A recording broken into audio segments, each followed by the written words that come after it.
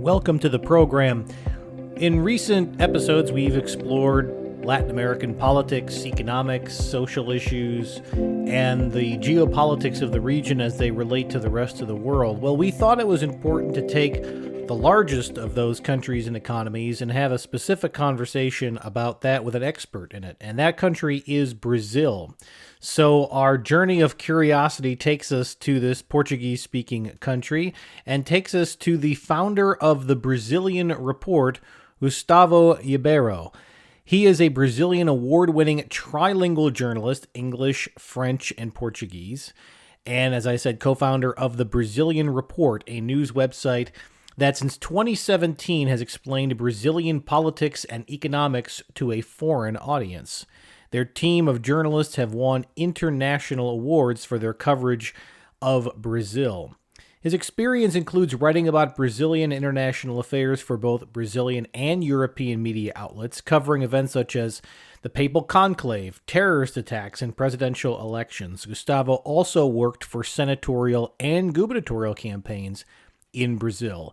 I invited into this program partially because we just don't get to hear a lot from people covering specific parts of the world and getting their unique perspective and somebody who can really speak on behalf of what's happening in a specific country. So this is a real treat for me.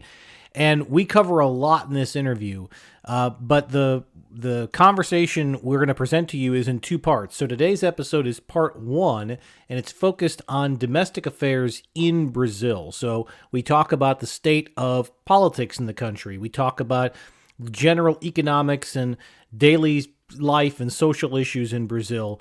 We talk about some of the major players in the current government under President Lula. We talk about the opposition and the ups and downs of political life in Brazil over the last decade or so. And that includes the polarization of a society that at one time was very heavily behind just one political figure, but now has been to some degree split in two, which seems to be so common across the democratic world these days. And we talk about what impact that has had at a personal level in the country and what that's done to the economics and the business climate.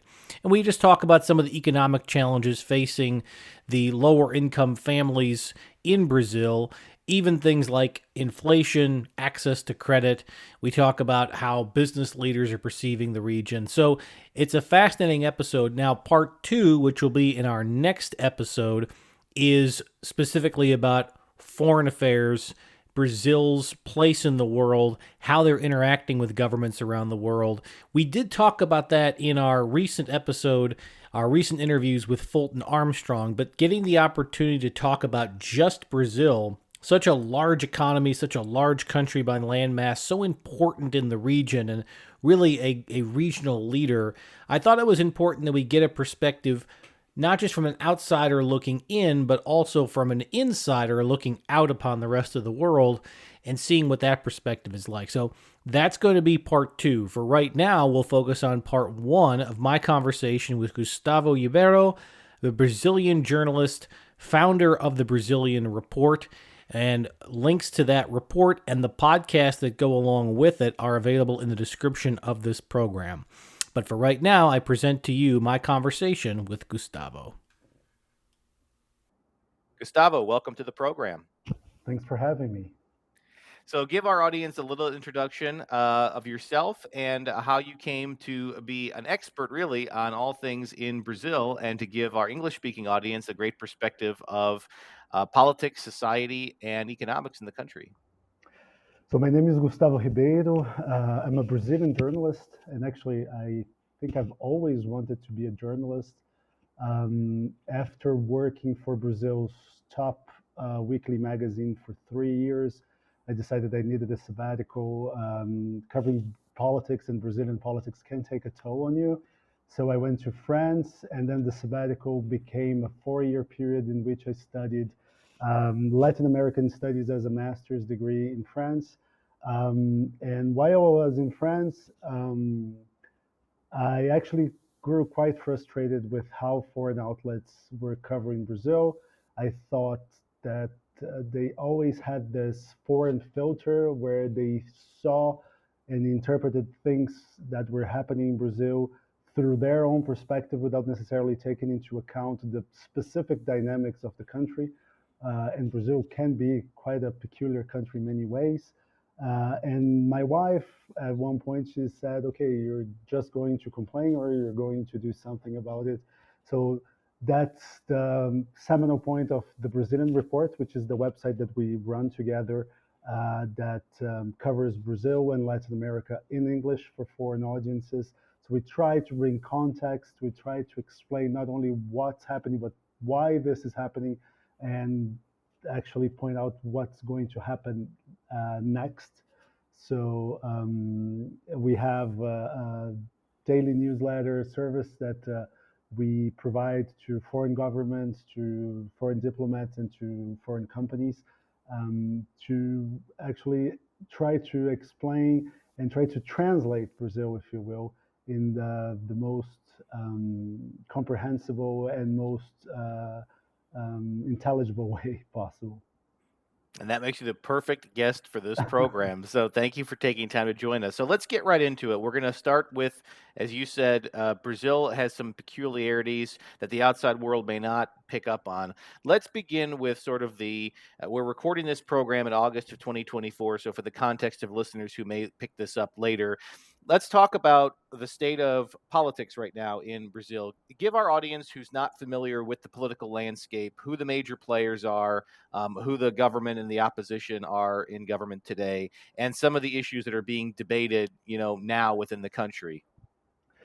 So Brazil has a presidential system that is quite mirrored on the U.S. system. So we have pretty much a similar framework when we talk about the branches of government and who does what.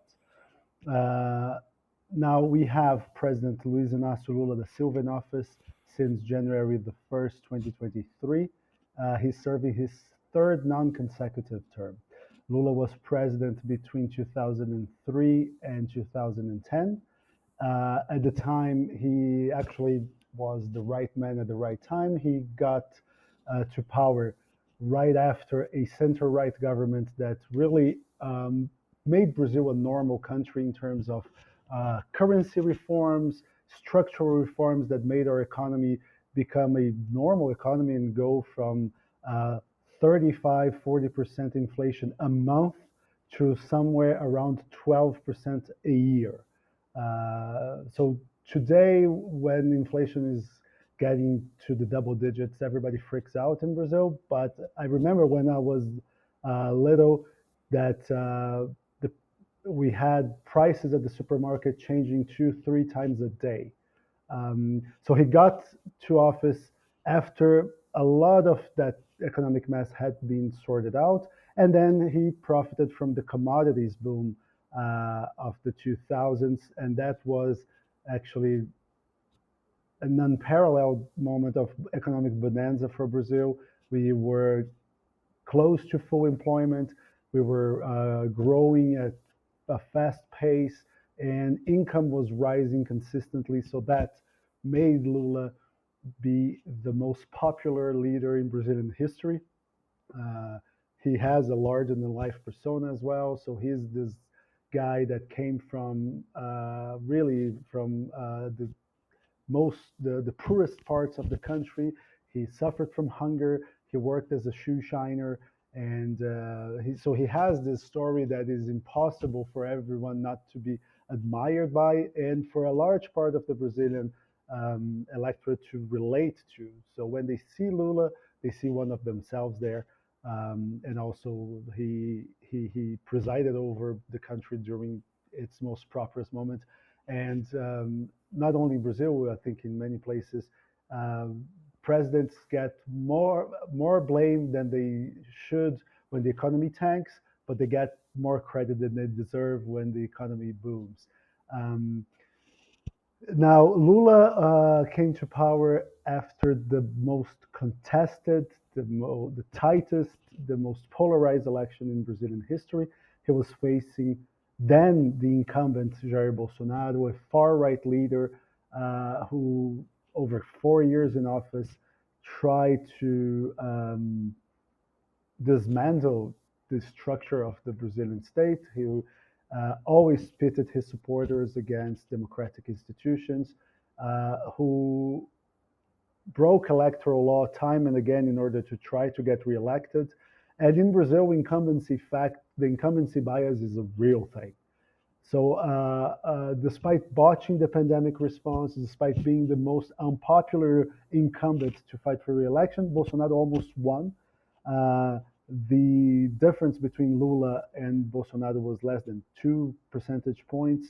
So it took the most popular guy in Brazil, a broad coalition, a huge tent with right-wing moderates that were afraid of the democratic backsliding that Brazil would undergo if Bolsonaro was elected to a second term in order to get Lula over the hump.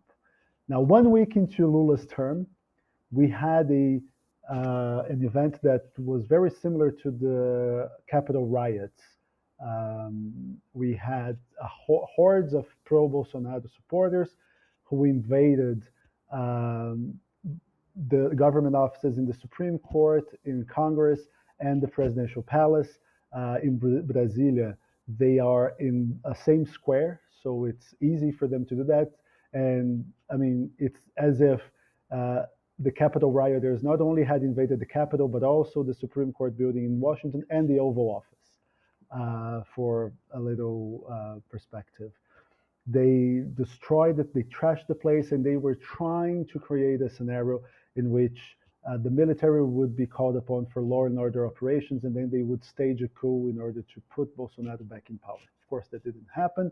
We are seeing many of them being prosecuted and put behind bars, but that sets the stage for a very um, uh, polarized political environment in which Lula, over the course of 1.5 years in office, has not been able to do much in terms of the culture agenda of the government. This is a left leaning government with a very right wing Congress, which has blocked anything that is not economic related to the economy. So Lula was able to pass this very landmark tax reform in Brazil. I mean, we could do a whole podcast just on how absurd and Byzantine the Brazilian tax system is. So this reform is going to make things better. Just for a perspective, no other country in the world companies spend more time complying with tax laws than Brazil, almost 2,000 hours a year, which would be like almost an entire month of an 8-hour week, 8-hour workday. I'm sorry, just to comply with the taxes. Um, so we have this scenario where we have a very powerful right-wing caucus that is led a little bit by Jair Bolsonaro, who is not in office, but who still commands a big part of the electorate. And we have a Congress that is today dominated by rent-seeking parties. We have a very frail party system in Brazil, where actually we almost do not have real parties with grassroots movements, with a clear programmatic agenda, and they're mostly broad associations of people who actually want to come together in order to have muscle to ask for something from the government in order to lend their support in important votes. So I think to the outside world, the perspective is that so much of democratic society around the world is polarized between left wing and right wing figures, that especially right wing figures have become more nationalist, more populist, more vocal, and in some cases, unfortunately, more violent in their political expression. So there's a painting with a broad brush that what you see in Brazil and what you see in the US and what you see in the UK and what you see in France, it's all the same. But of course, every country has its own dynamics. Can you give us a sense for daily life for an average Brazilian? Does this get down to the state level, the local level? Do individual families argue about politics? Or is this something that comes around during the election season, but at other times of the year and other times of life, politics is perhaps not so front and center? Politics has become the main point of contention for Brazilians over the past decade or so. especially because in 2016 we had a very contested impeachment process that removed a left-wing president, Dilma Rousseff, from office. And that was a point where we saw a fracture in Brazilian society. Um, it was not, it did not happen overnight, of course, but that was a point that a major watershed moment in which we saw many personal relationships break because people did not agree politically. Um, People on the left were calling the impeachment a coup. People on the right were saying that, well, that president had doctored the budget, so she deserved to be ousted, no matter how. Um, and that only got worse and worse, especially after we saw the rise of Jair Bolsonaro in office. He's someone who masters communication on social media and who seems to always be trying to um, throw oil on the fire and to make debates more contentious. He thrives in chaos, so he is that agent of chaos that is always um, stirring up contention. Um, we saw many families, parents who no longer speak with their kids, brothers who no longer speak with each other because one voted for Lula, one voted for Bolsonaro. Um, now, that polarization, you asked me about the state and municipal level. In Brazil, regional politics is very different from national politics. We see parties that are at each other's throats on a national level, but the state dynamics make them allies in one state, adversaries in another. Brazil is a huge country, is one of the biggest countries in terms of territory. I mean, you can go from Sweden to Chad in Africa, and that's not the entire north-south distance in Brazil. So we have very different countries. Politics as they do in the north is not the same as they do in the soy belt states in the center west, which is different from the south. So we have this, and because, like I said, we don't have very structured parties, we have one party that is allied with the far right in one state, with the left in another, and that's okay. It works. So I'm interested in how this has affected economics. You brought it up earlier that in your lifetime you've seen a dramatic change in economic realities from rapid inflation to now a much more tame version of it. But globally, we hear in the post-pandemic environment that inflation has really come back in a lot of places that it had been tamed in the past. Can you give us a sense of how the last year or two have been in Brazil economically? Let's just say for the average family, a middle income family that generally is employed, maybe they're a professional, and then on the other side of that, for lower income families, what their economic reality has been like, and how that might be shifting the political dynamics in the country.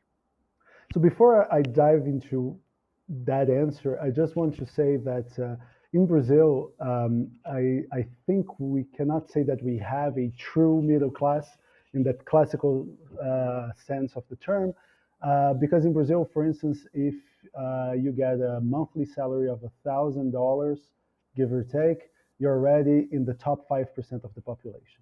So in Brazil, we have that very tiny bit of the pyramid that is made of obscenely wealthy people, and then most people struggle to make ends meet. Important Um, context.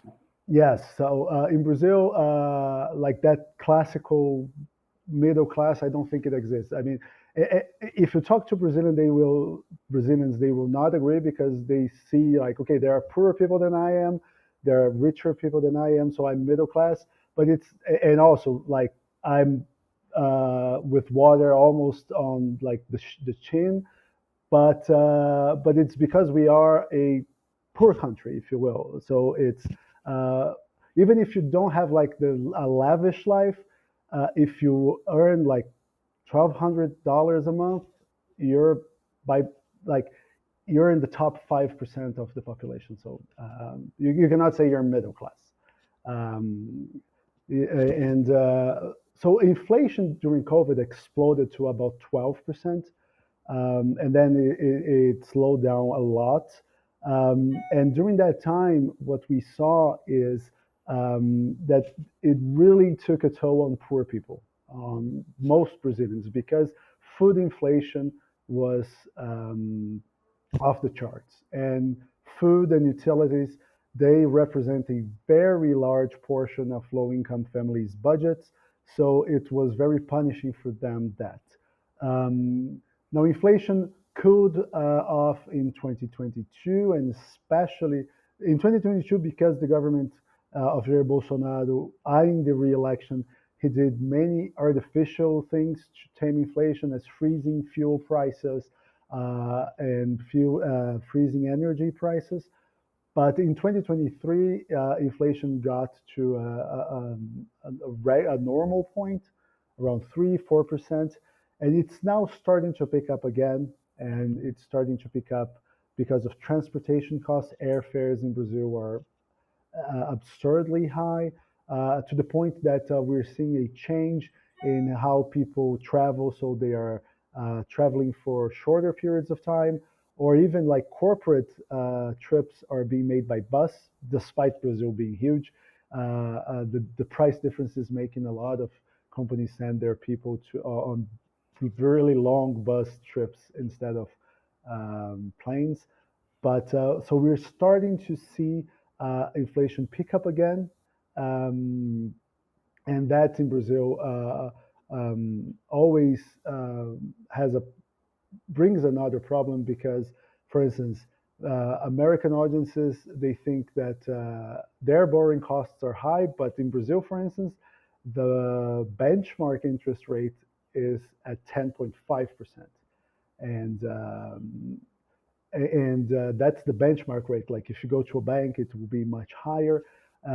And because inflation is not tamed, and the central bank fears that prices may go out of control, we are seeing a lot of experts predicting that we may see more monetary tightening this year instead of rate cuts. So if the Fed is talking about rate cuts in here, we're talking about rate hikes.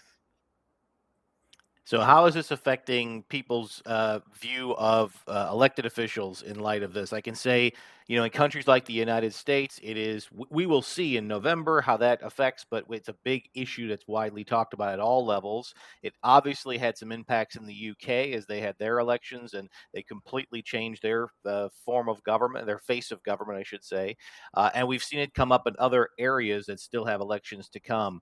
So, are you seeing that some of the pain that's been felt over the last year or two in particular is either shifting people's opinions of the current government or just making this more of a front and center issue that both parties, or all parties, I should say, in Brazil, have to address with policy prescriptions?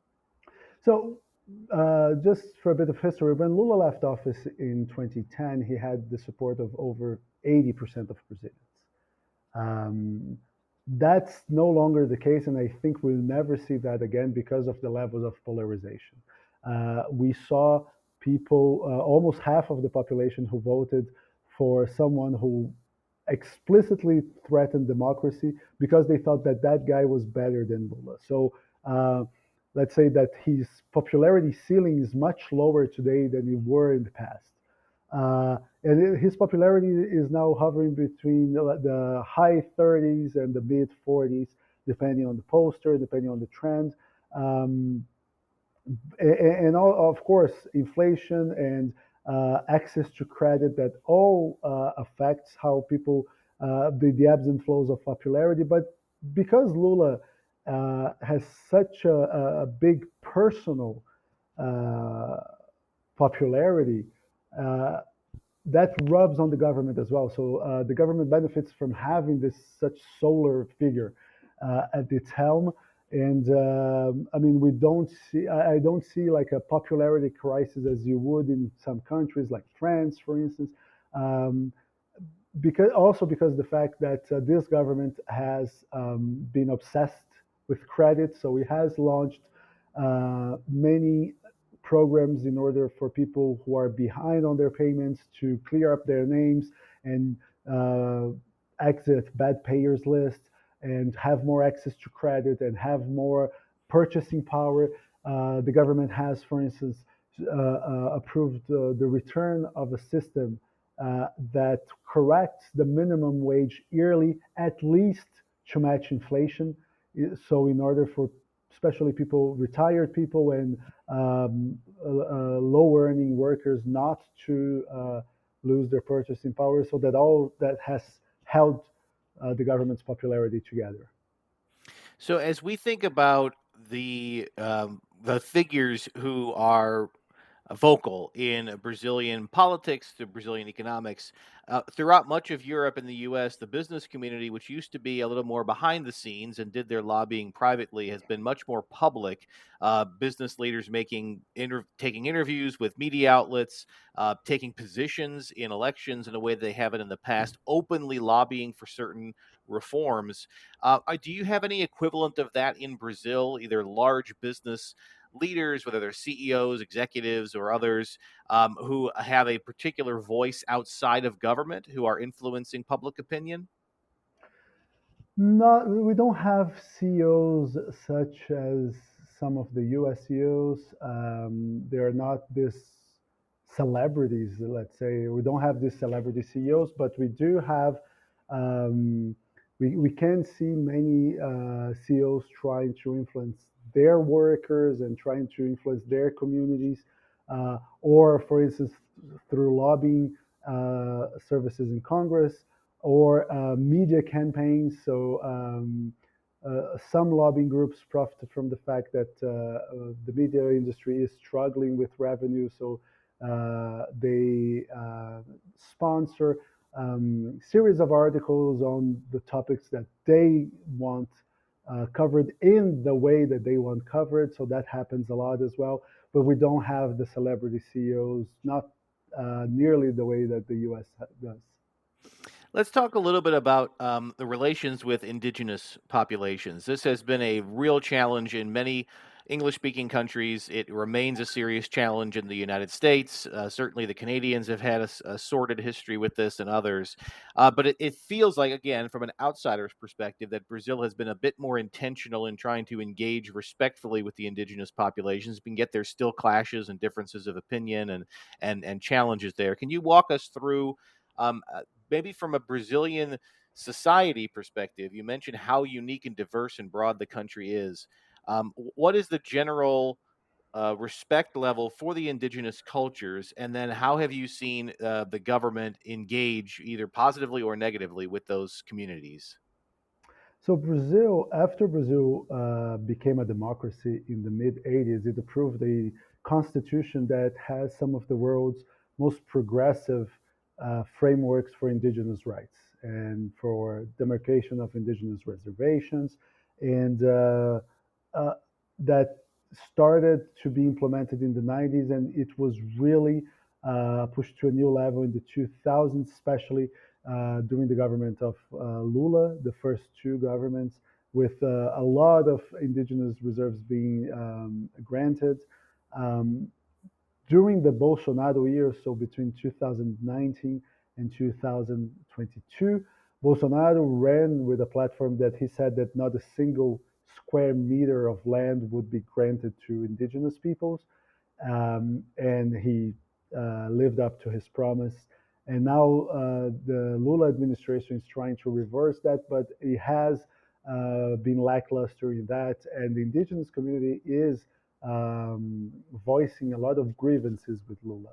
Now, it's important to say that the Brazilian population in general is receptive to indigenous rights and believes that we have a historical debt with these populations.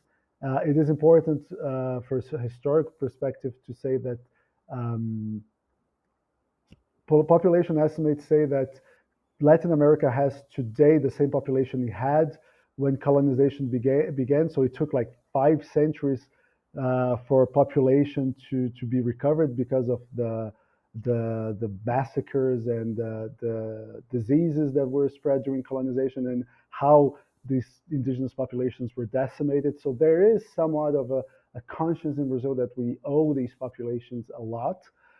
Now, because in recent years the Brazilian economy has become deindustrialized and more reliant on agribusiness, we have seen a shift because indigenous lands are often in areas with mineral riches, with agricultural potential. So we're seeing a lot of these business lobbies encroaching on indigenous land and trying to reverse how we interpret that.